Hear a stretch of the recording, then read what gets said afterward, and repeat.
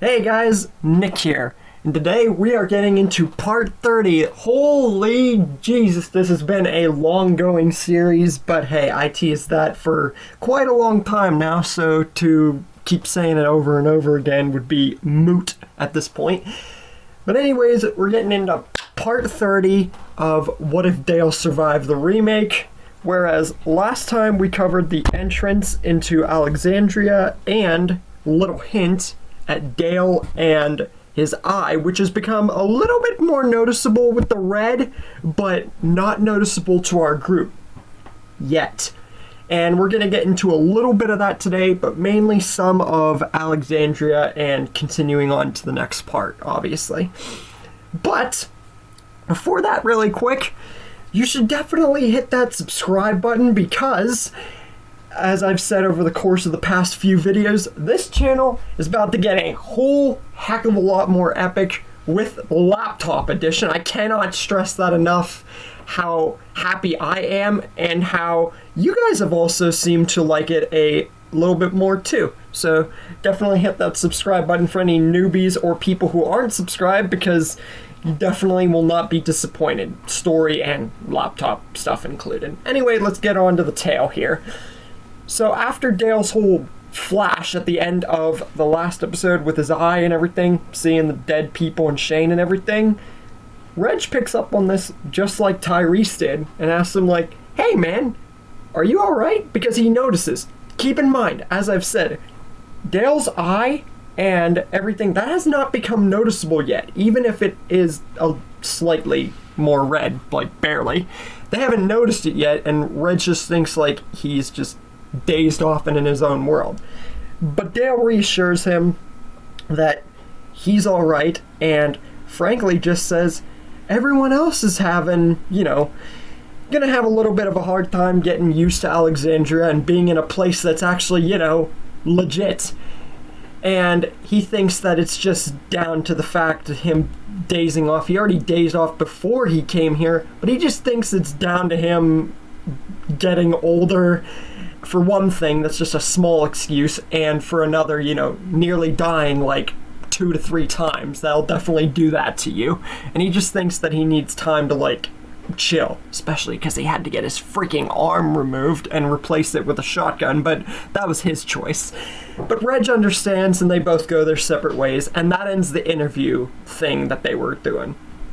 Meanwhile, Rick would shave his beard just like he did before, and meet Jesse, and Jesse would offer him a haircut, and the interaction between them, keep in mind with this, it would go a lot smoother because of Rick finally coming to terms with, losing Shane, Lori, and Carl, and everything. Because, for one thing, he still has his baby, and like I said in the last episode, he has come to terms with all that, and it definitely makes him a better person. He's even got the hat, which I've barely ever included except in my What If Rick Never Got Shot story.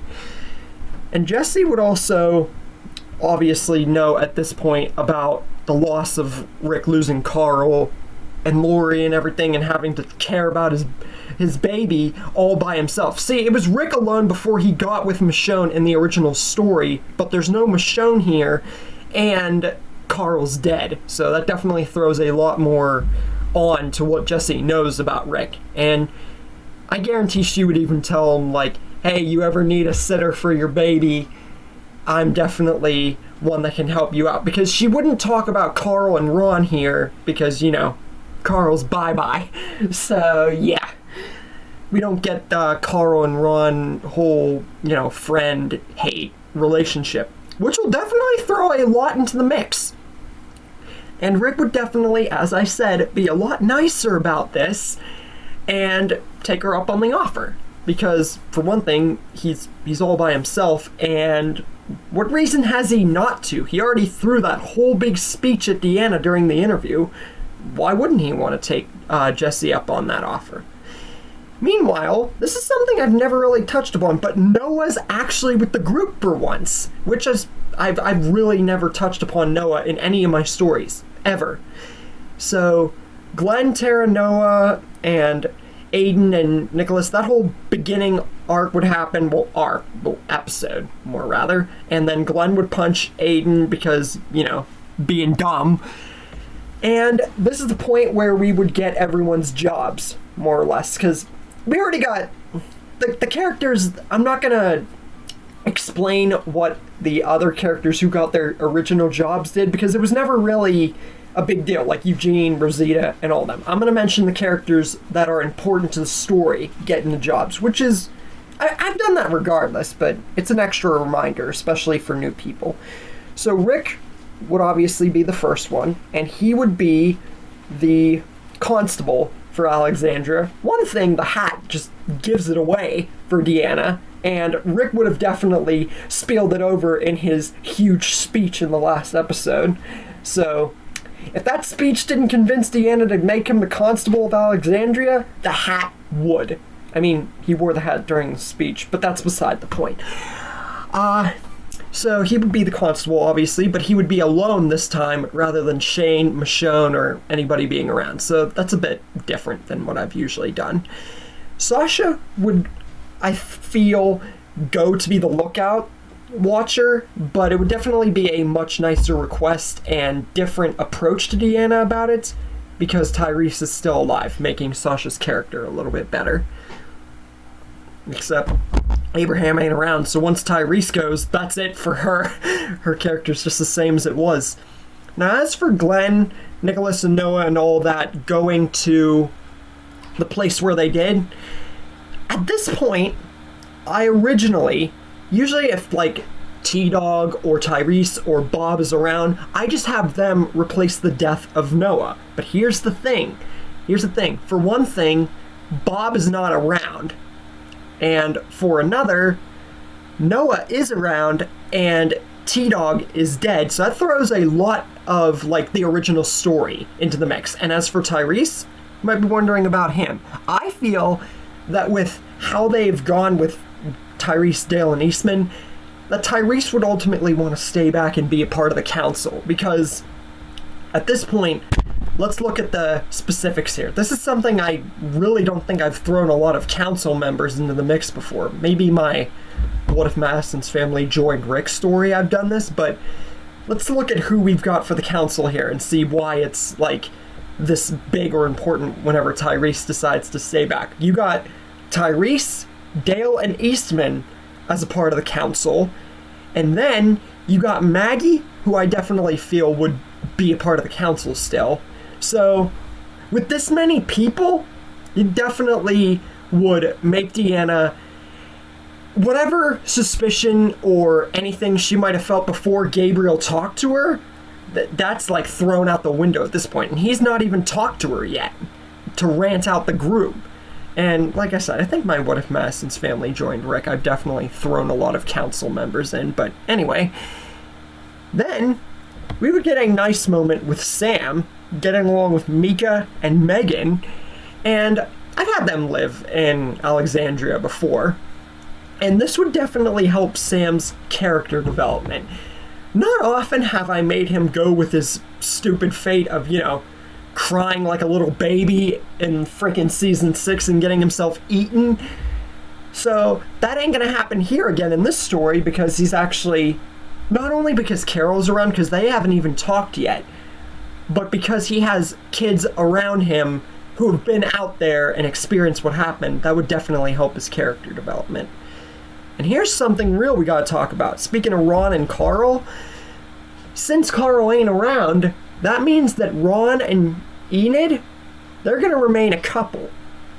Because with Carl dead, even though Enid was just, an outcast, she didn't really care about the relationship too much outside of small moments and Carl seeing the two of them and Enid helping Ron. It's just something really important that's definitely worth mentioning, that, I've never really not had Carl or Enid talk or not get into a relationship before, so that's definitely a big thing. And then here's the next important thing, which will definitely be important to say. Pete helping Carol and Beth, because remember, Carol, she's half muted with the bullet wound through her vocal cords, her throat, and Beth, the bullet wound through the part of the head, causing her amnesia. And even Pete knows that while he might be able to help them in a kind of decent way, he ain't going to be able to fix them. Not even close. But he has an idea to maybe not fix them fully, especially with Beth, her amnesia, and Carol's mute problem. That's easier to fix. But he still knows that he's going to need help. And this is still like, we don't know that Pete's crazy yet. So he's like an okay guy. You know what I'm saying? So he would enlist help from Denise and Maggie, because that'll obviously be mentioned that Maggie has experience, and Denise, she would only be just getting into the fold of helping out, but it would still help out a lot. With Carol, they would be able to patch the wound through that part of her vocal cords, which, I mean, the area around her throat and the bullet wounds and everything, that would heal. But Pete would even say that while he's managed to, with the help of Denise and Maggie, fix her to a somewhat agreeable level, it's still not going to heal her completely. She's going to have to, like, refrain from speaking in big patterns or anything for a decent amount of time, because it's still not healed her completely, but it's definitely going to make her be able to talk again, just as long as she lets it heal and doesn't strain herself, because talking or like straining her throat, that could definitely make it worse than it already has been. And Carol would smile and definitely be thankful of Pete's help, because she is not the same Carol that she was whenever she came to Alexandria, and she didn't kill Karen and David. So this is a much different Carol, even if they all had to escape Woodbury and everything. But Beth would be the next one of importance, and she would be harder to assist with the bullet wound and her small amnesia. But with Maggie there especially, I feel, knowing Beth a lot more than Pete and Denise, this would help towards fixing her too, patching the wound, and maybe even performing some sort of surgery that would definitely help her. But she would need to rest and like control herself from moving or like doing a bunch of things too. So basically the same as Carol, but more serious because of the brain and not the throat. But Carol would notice something as she and Beth begin to leave. Something about Pete makes her uncomfortable. Something about him just doesn't seem right. He seems like she knew someone like him. She doesn't know what kind of person that he is, but something about him makes her feel off. But she chalks this up to just her worrying about her pain and the mute, and it just all coming to her head and everything, and her freaking out over nothing. But he pretty much saved her life in a way, Beth's way more than hers, but she just chalks this up to her mind, just playing tricks on her, being too, like, you know, thinking too much. And she would just go, and her and Beth would go to their homes and relax.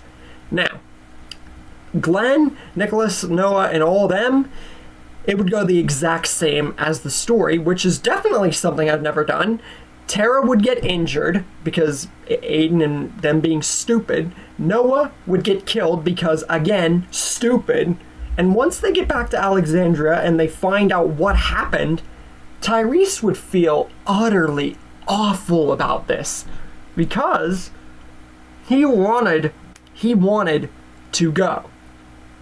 But all because he wanted to stay with the council that got Noah killed. He feels like he is responsible for Noah's death. But he really isn't, and even if he had gone, he would have either taken Noah's death like I've had him in some stories before, or they could have possibly gotten out of there with all of them alive, or it would have ended up with more people dead. That's literally what could have happened. And Sasha would come to him saying, you don't have to blame yourself. No one knows what could have happened if you were there. You could have died just like Noah, if not both of you. And Sasha would also feel upset about Noah's death because even though she didn't say to him in this timeline, because Tyrese was alive, that he would not make it, she would still feel sad about Noah's death because she still cared about him. And it would be definitely a bit more like remorse for, not so much remorse, just sadness for Noah's death. And then we'd get Rick, Carol, and Daryl outside the walls. But I feel that the decision for them coming out of the walls and having that discussion that they did, it would almost probably be on Daryl's terms, or maybe Daryl would sway Carol into going with Rick. It would be more like Daryl, if anything else, and maybe Carol a little bit. But will the decision to control Alexandria or take the guns even occur in this timeline? And if it does, how will Rick feel about it? Will he even want to go along with it? Or will he want to keep the community as being just part of it and not wanting to take over? Is that what we're going to be dealing with this Rick? A very changed Rick? And what will happen between Pete and maybe Rick? And that's where we leave things for the moment. I was going to make this video longer initially, but for one thing, storage, and another, I feel like this is almost a good place to leave off for the moment, because the situation about Rick maybe not wanting to go with the plan to take over, and the possible conflict or lack thereof of Pete and Carol finding out something about Pete which she cannot place yet, I feel like that's a decent enough place to really stop. So I hope you guys enjoyed this episode and are enjoying the series, 30 parts, and I'll see you guys next time. You get yourself in some trouble, partner?